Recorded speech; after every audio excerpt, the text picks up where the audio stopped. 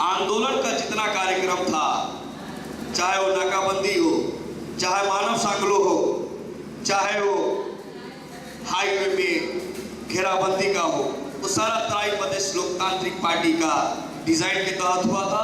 और वो प्रस्ताव मैंने ही ले गया था तराई प्रदेश लोकतांत्रिक पार्टी के केंद्रीय समिति में। इसीलिए ये आंदोलन तराई प्रदेश लोकतांत्रिक पार्टी और तराई प्रदेश युवा फ्रंट के लिए एक मिशन है, और ये मिशन हम लोग का सफल नहीं हुआ है। तो आज का ये यहाँ हम लोग बीरगंज आने का मेन मकसद है, कुछ लोगों को भ्रम हो चुका है कि आंदोलन खत्म हो गया।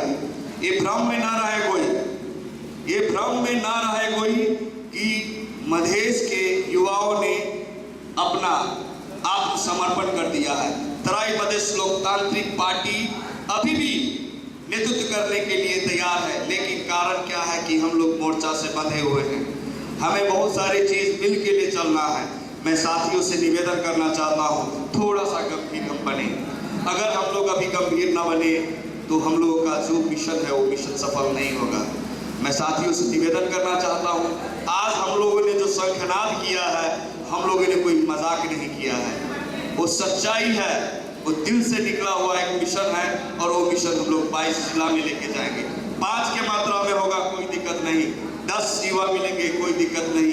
धीरे धीरे धीरे धीरे धीरे हम लोग को युवा समाज जरूर तैयार करेंगे, जो एक खस आर्य जिसको हम कहते हैं, जो खस शासक, जिसके पास पुलिस है, प्रशासन है, आर्मी है, ब्यूरोक्रेट्स है, सारा देश का जितना शक्ति है उन लोगों के पास है। लेकिन एक चीज उन लोगों के पास नहीं है, वो है राष्ट्रीयता।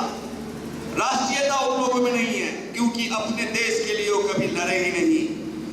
हम उस देश के वासी हैं, हम वो मधेसी हैं जो अपने देश, जिसको नेपाल कहते हैं, उस सेना में मधेसी का चेहरा नजर नहीं आता है। और वही पहाड़ी समुदाय जो नेपाल में रहते हैं और ब्रिटिश आर्मी और गोरखा आर्मी में भर्ना होके दूसरे देश की सीमाओं की रक्षा करते हैं। अपने सीमा का रक्षा करने वाला यही मधेसी है, यही चेहरा है। कोई पहाड़ का गोरखा लिया के हमारे सीमाओं की रक्षा नहीं कर रही है। तो ये राष्ट्रीयता है, नेपाली राष्ट्रीयता खोजना है तो उन्हें मधेश आना पड़ेगा। हम विखंडन खोजने के लिए नहीं आंदोलन किए थे।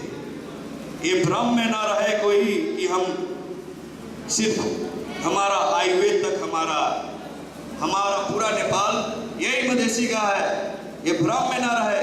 क्योंकि मानव सभ्यता वही होता है समतल जगह पे।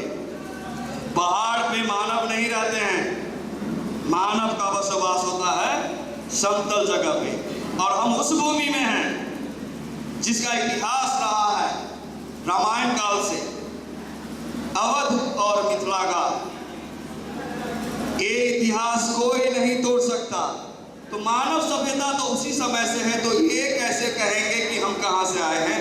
हम तो ये कह रहे हैं कि भाई जो जंगल हमारा था, जिस जंगल में हम लोग वहां से लकड़ियां लाया करते थे, उस जंगल में जाके तुम लोग कैसे बैठ गए? हमारे पहाड़ को तुम लोगों ने कैसे कैप्चर कर लिया? तुम कुमाऊं से आओ तो तुम नेपाली हो, तुम सिक्किम से आओ तो तुम नेपाली हो। और जो मधेश में रहे, मधेश फिर विश्व में कहीं नहीं मिलेगा, नेपाल में ही है। लेकिन कुमाऊं कहाँ है? वो इंडिया में है। सिक्किम कहाँ है? वो इंडिया में है। लेकिन मधेश सिर्फ नेपाल में है। तो नेपाली कौन हुआ? मधेसी। तो हमें बहुत सारे चीजों के साथ, हम अपने डॉक्यूमेंटेशन के साथ, हमारा आंदोलन का जो महत्व है बहुत ऊपर पहुंच चुका है। हमारा दस्तावेज बहुत ऊपर तक चला गया है।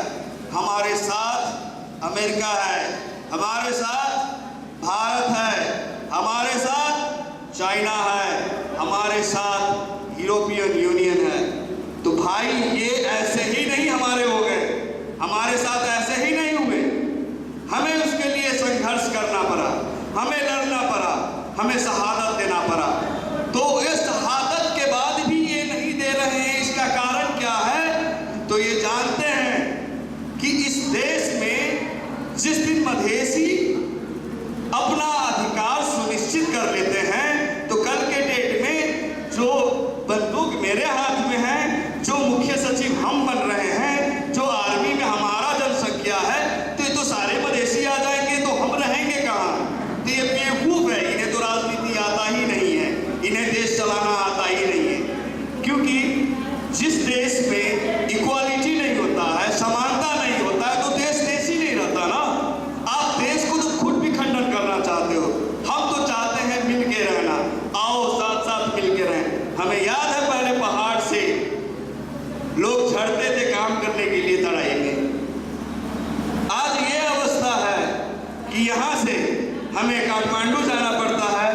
हमें कतार जाना पड़ता है, कि हमें पंजाब जाना पड़ता है। ये स्थिति इन्होंने जानबूझ के सृजना किया। दोस्तों, एक और मैं बात बताना चाहता हूँ। तराई प्रदेश युवा फ्रंट का अभियान है। तराई प्रदेश युवा फ्रंट अभियान के तहत यहाँ आया है। हमारा आज जो युवा फ्रंट का गठन होगा, नगर कमेटी का गठन होगा, सिर्फ राजनीति झंडा बोकने के लिए नहीं होगा, राजनीतिक उपलब्धि को स्थापित करने के लिए होगा। आप लोगों को मालूम होगा कि सीडीओ को यहाँ भेजा जाता है। सीडीओ को यहाँ क्यों भेजा जाता था?